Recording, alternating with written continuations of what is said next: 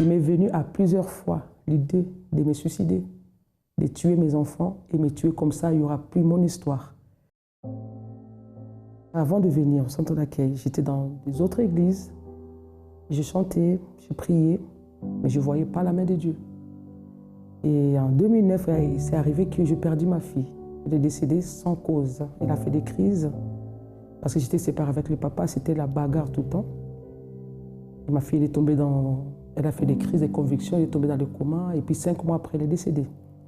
Donc j'ai prié, j'ai appelé même les hommes de Dieu que je connaissais, d'autres qui sont venus de l'Allemagne, tout ça, prié. Et ma fille, elle est décédée comme ça, sans maladie, sans rien. Et à partir de là, je me suis dit, oh là, tant d'années que je suis dans l'église, dans le Seigneur, et ma fille est décédée comme ça, j'ai perdu confiance, j'ai perdu la foi. Donc j'avais la foi, mais morte. J'avais la foi seulement que Dieu est là, parce qu'il est le créateur. Mais en moi, j'ai dit, bon, Dieu est là, mais il ne fait rien. Voilà. J'avais des crédits, parce que j'avais mon travail, je travaillais.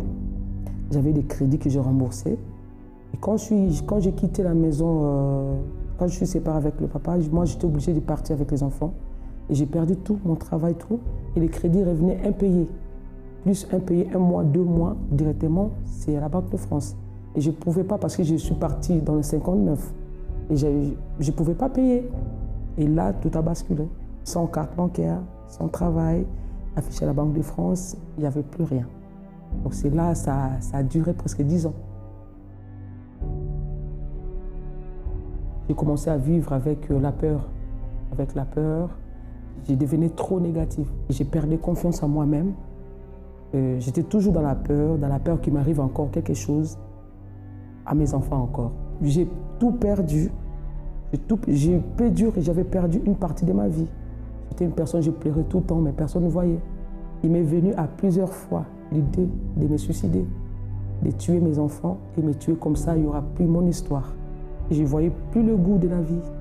Mais malgré toutes ces idées-là qui me venaient à la tête, j'étais dans l'église. Pour moi, j'ai prié.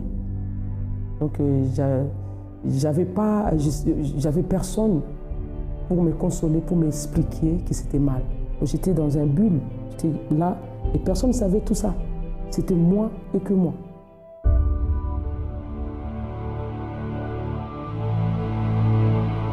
C'est ma fille qui venait ici. Comme elle a vu que j'étais déçue des églises, elle m'a parlé des centres d'accueil. Et une fois, je suis décidée de venir avec elle. Après 6 mois, quand je suis tombée malade, le fibrome a explosé. Et je ne savais pas où aller. Les médecins m'ont dit qu'il faut que je sois opérée en urgence. J'ai dit non, je ne vais rien enlever sur moi. S'il y a un Dieu quelque part, je vais aller chercher. Et un matin, le dimanche, je venais avec ma fille. J'ai senti directement la paix parce que je marchais avec la peur.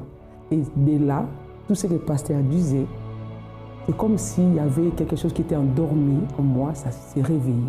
J'ai dit voilà, j'ai trouvé une place. J'ai dit je vais guérir, je vais changer, je vais faire ça. Tout ce qui sortait de la bouche des hommes de Dieu, je l'ai appliqué. Et au bout de 3 semaines, j'étais guérie de fibrome. Donc j'ai eu vraiment des résultats, Dieu a répondu. Là, vraiment, j'ai fait des sacrifices, j'ai fait des propos. Et c'était parce que j'étais affichée à la Banque de France. Donc, normalement, ça devait prendre fin en 2017. J'ai demandé à Dieu, pendant les campagnes aussi, que mon nom soit effacé. Et c'est ce que Dieu a fait. Je suis allée voir à la Banque de France. Et j'étais surpris. On m'a dit que je n'ai jamais été affichée. Dieu agit. J'ai vu la main de Dieu. J'ai la joie de vivre. J'ai la paix, surtout parce que je n'avais pas la paix. Le courage de vivre. Et le courage d'affronter les problèmes parce que c'était la dernière chose que je faisais. Depuis que je suis venue au centre d'accueil, sans commenter, sans flatter, j'ai vu la main de Dieu. Moi qui croyais que Dieu ne bénit pas. Dieu était là seulement pour l'adorer et le louer, c'est tout. J'ai appris à vivre avec la foi vivante. Bienvenue à France en direct. Il existe toujours un conflit lorsque la personne fait face à un problème. Quel chemin suivre? Celui de l'honnêteté, de la justice, qui semble le plus long, le plus ardu, le plus difficile, ou celui de la facilité, du mensonge, de la tromperie, de la malhonnêteté, qui offre une apparente solution, mais qui avec le temps se révèle coûteuse et fâcheuse. Et nous allons accompagner aujourd'hui le récit de Stephen, qui est arrivé en France dans une situation difficile et qui a fait face à de nombreux problèmes, à de nombreuses difficultés. Et au milieu de ces problèmes, dans la période de ces difficultés qu'il affrontait, beaucoup de propositions, beaucoup de portes de sortie se sont offertes à lui. Nous allons suivre dès à présent son témoignage. Ma situation était un peu délicate parce que j'étais un sans-papier. Alors, être un sans-papier, ça a plusieurs conséquences, en fait. On ne peut pas travailler, on est limité dans beaucoup de choses. Alors, c'était ça ma situation réelle. J'étais sans papier, en fait. Oui, les difficultés que j'ai rencontrées, c'est... Voilà, j'étais pas bien à l'intérieur de moi. Alors, c'est pas une vie de rester toujours à la maison pendant, je peux dire pendant des années, dans plus ou moins 1 année et demie. Rester qu'à la maison et je n'arrivais pas à me sentir épanoui. J'étais renfermé sur moi-même et voilà, c'est pas bien au fond de moi. Il y avait quelque chose à l'intérieur de moi qui me disait, voilà, qu'est-ce que tu es venu faire ici? Non, mais il fallait rester. Et voilà, j'étais pas bien, j'étais pas bien. Oui, des propositions, j'en ai eu, plusieurs propositions, voire même de ma famille, de mes grands-oncles, de mes grands cousins, des amis qui m'ont proposé, voilà, soit de me marier, que je trouve une fille, je me marie avec, soit d'en faire un mariage blanc, soit d'engrosser une fille, voilà, pour essayer de régulariser ma situation. C'était ça des propositions que j'avais, la majorité de personnes ici en France, que je puisse régulariser. Non, au départ, j'avais dit non. Au départ, j'avais dit non parce que ça c'était pas dans mes caractères, dans mes objectifs, en fait. Je voulais pas, j'ai trouvé ça un peu bizarre parce que, voilà, moi, je viens d'Afrique, on est des Bantous, on a un peu ces gènes-là, quand on te propose d'aller te marier juste pour un intérêt quelconque. Alors, vu aussi l'éducation, je pouvais pas le faire. Au fond de moi, je voulais pas le faire par rapport à mes aspirations aussi, je voulais pas. Mais par contre, après un temps, vu la situation n'évoluait pas, je me disais, ben, pourquoi pas? Je peux le faire, c'est pour mon bien. Si je le fais, ben, je serai bien. Je ne vais pas rester à la maison pendant 2 mois. Je peux quand même travailler. Bref, je peux faire une vie. Ben, je n'avais pas accepté comme tel. Il y avait une 3e proposition. Alors, cette 3e proposition, c'était, voilà, de faire une déclaration de grossesse. Alors, c'était ça que moi, j'ai trouvé au moins quelque chose d'abordable pour que je fasse d'abordable. Alors, effectivement, je l'avais fait, cette déclaration, non, cette reconnaissance des grossesses. Alors, c'est là où ça a amené beaucoup de choses parce que la personne me disait, voilà, il faut, voilà, donner 5 000 € pour faire toutes les démarches. Alors, au début du démarche, il faut donner la moitié, c'est-à-dire donner 2 500. Alors, j'ai donné 2 500 €. On est allé à la mairie et on a fait tous ces papiers-là, des reconnaissances et tout. Mais il s'est fait que la personne en question n'était pas enceinte. Elle était juste une personne, quand elle me voyait, elle savait ma faiblesse, elle savait bien que j'étais en train de chercher comment régulariser ma situation. Alors, parce que je l'ai connue à travers un ami aussi. Voilà, parce que quand on est dans cette situation, on demande un peu à beaucoup de gens comment est-ce que je peux le faire, quels sont les conseils que tu me donnes. Alors, c'est vrai que toute personne n'est pas habilitée à te donner des bons conseils. Donc, la personne s'est jouée de moi et elle a fait genre comme si elle était enceinte. Quand elle me voit, elle était affaiblie, elle avait un gros ventre, c'est vrai. Elle m'avait montré même des papiers du médecin qui était vraiment moins de 3 semaines. Il montrait, oui, effectivement, elle est enceinte et tout. Je ne sais pas quelle manigance elle avait fait pour avoir tous ces papiers-là, mais ce qui est sûr, j'avais vu cela, c'est ce qui m'avait convaincu d'aller lui donner cet argent. Pendant la période dont je savais qu'elle était enceinte, je partais régulièrement chez elle. Elle m'avait ouvert le port de sa maison dans le sens que, voilà, tu peux venir me rendre visite quand tu veux. J'ai même commencé à acheter ce qu'on prépare pour accueillir un bébé, c'est-à-dire des poussettes, etc., etc. Parce que je me donnais à fond. Je me disais, bah, c'est là où je vais avoir mes papiers, je dois au moins être reconnaissant. Parce que dans la loi, ça va être mon enfant, parce qu'elle va porter mon nom et tout. Donc, je me disais, je suis dans l'obligation de les faire. Alors, pendant au moins 9 mois normal, parce qu'elle devait accoucher, au mois de novembre 2014, je vois, elle n'accouche pas, et j'appelle son numéro, ne passe pas, je pars chez elle, personne ne répond. C'est là où je me suis dit, ben, y a un problème. C'est au mois de décembre que je suis allé chez elle par hasard. Je ne l'ai pas trouvé, j'ai trouvé sa copine. Je dis, mais comment se fait une femme enceinte, qu'est-ce qui se passe au fait? Oh non, mais dites, qui est enceinte ici? Moi, j'ai dit, mais c'est ta copine. Mais non, elle n'était pas enceinte, elle vient juste de suivre une opération, elle devait réduire son estomac. Et... Moi, j'ai dit, quoi? Elle n'était pas enceinte? Non, elle n'était pas. Mais qu'est-ce qui se passe? Explique. Moi, je lui ai expliqué la situation. Elle a dit, ah, mon frère, ça, c'est ton problème. Elle n'était pas enceinte. C'est là où la rage, j'ai eu la rage dans moi. Je me suis dit, mais j'ai passé plus ou moins encore une année, presque une année, à attendre quelque chose qui n'était pas vrai.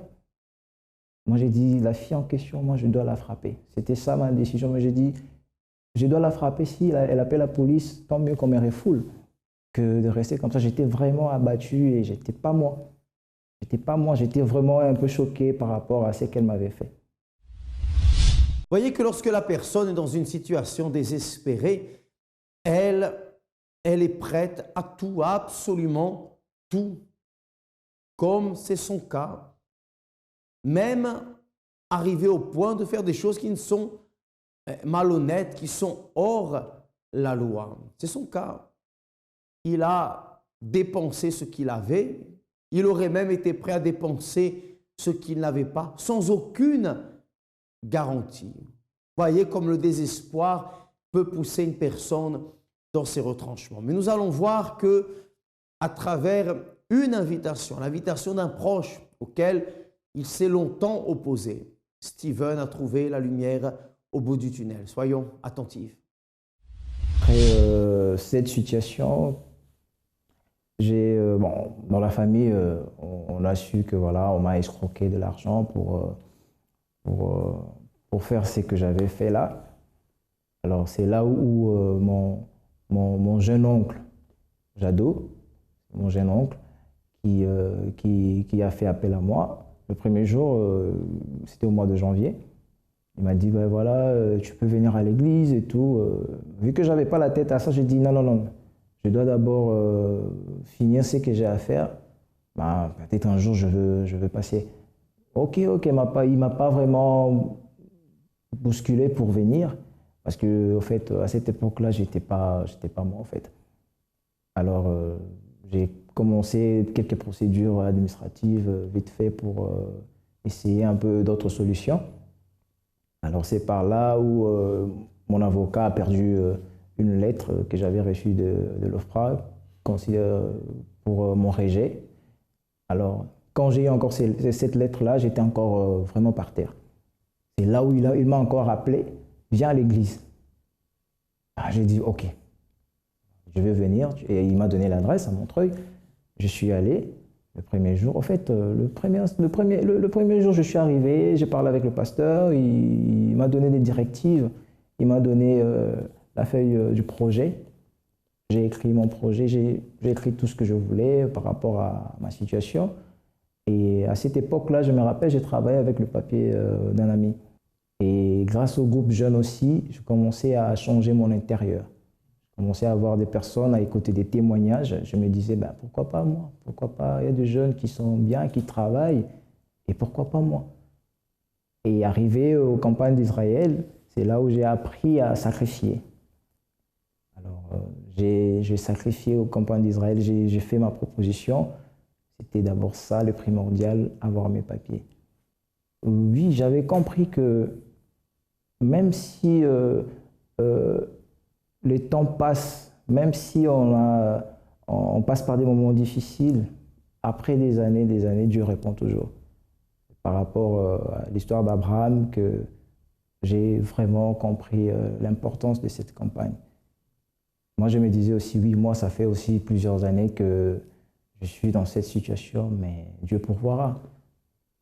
Tout ira très bien. En fait, c'est là où vraiment j'ai commencé vraiment à m'accrocher, à me dire, voilà, je m'abandonne à Dieu et il va faire quelque chose pour moi. Voilà. C'est ça où j'ai compris cette importance du sacrifice de la campagne aussi. J'ai donné tout ce que j'avais parce que voilà, j'avais pas grand-chose. Ça, je dis vrai, j'avais pas grand-chose. Tout ce que j'avais, j'ai donné. J'ai déterminé, j'ai sacrifié. Le jeûne de 21 jours, je l'ai fait à fond. Je dois maintenant mettre en application ce qu'on apprend chaque lundi. Donc, je vais bouger les choses, je vais aller frapper, ouvrir des portes là où c'était fermé. Je suis allé, j'ai ouvert des portes, j'ai dit à mon avocat, ben, même si je n'ai rien du tout, mais on doit faire d'autres séances parce que je dois préparer aussi l'audience du 16 septembre. C'est là où, j'ai vraiment appris à être déterminant. Stephen, qui avait appris d'abord à tromper, à mentir, à magouiller, a appris au centre d'accueil à utiliser sa foi. Il a appris à persévérer, il a appris à sacrifier, à lutter. Il a reçu cette invitation à laquelle il s'est opposé au début.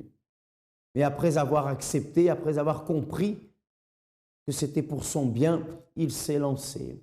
Et nous allons voir maintenant quel est le résultat de cette attitude. Alors j'ai appris, grâce aux forces jeunes aussi, à sortir ce qui est de meilleur en moi. J'ai commencé à participer, parce que normalement, chaque jeudi, je ne venais pas souvent. Je ne venais pas souvent et j'ai dit, bah, là, je dois encore me donner encore à fond pour sortir ce qui est de meilleur en moi. L'audience, ça s'est très bien passé. Ça s'est très, très bien passé. Je ne m'attendais même pas à ça. Ça s'est très bien passé. Et le juge, il était tellement courtois, il rigolait. Je n'ai même pas fait 25 minutes. Je n'ai même pas fait 25 minutes et je suis sorti, l'avocat qui m'a dit ah, mais aujourd'hui, franchement, ils sont bien. Mais écoute, vas-y, on attend, dans 21 jours, ils vont répondre. Moi, j'ai dit oui, ils vont répondre et la réponse, ça sera positive. Et juste le 4 octobre, le dimanche où on a fait la prière de l'impossible devient possible, j'ai déterminé, j'ai dit, mon Dieu, dans 3 jours, ils vont me donner la réponse. Et moi, je sais que même s'ils disaient que c'est impossible, pour moi, c'est possible. J'ai déterminé juste. Et le 7, je suis allé, je vois sur la liste, on me donne la carte des 10 ans. Et j'étais tellement choqué, pas tellement choqué, mais je me disais, oui, j'avais déterminé. Parce que l'image me venait, parce que je voulais partir dans un chemin où je pouvais juste aller, avoir un enfant, me marier juste pour une carte d'1 an.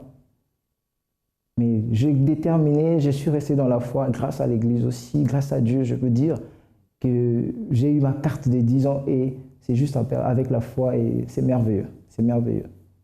Ça m'a encore donné encore plus envie de m'accrocher encore à Dieu. Et parce que j'ai dit, s'il a fait ça, il peut encore faire d'autres choses et de meilleures. Le centre d'accueil aujourd'hui, c'est ma maison. C'est vraiment ma maison parce que je me dis, personne ne m'a jugé, personne ne m'a qualifié, je sais pas, personne ne m'a dépaysé au fait. Tout le monde est à l'écoute de l'autre. Que ce soit les ouvriers, que ce soit les pasteurs, que ce soit des responsables. Chacun fait vraiment son travail et je trouve qu'il nous aide vraiment et surtout la FJF nous aide à être meilleurs. Bien, nous avons ici l'exemple que, quelle que soit la difficulté de la situation, quelle que soit l'ampleur du problème, lorsque nous choisissons le chemin correct, même s'il semble être plus long.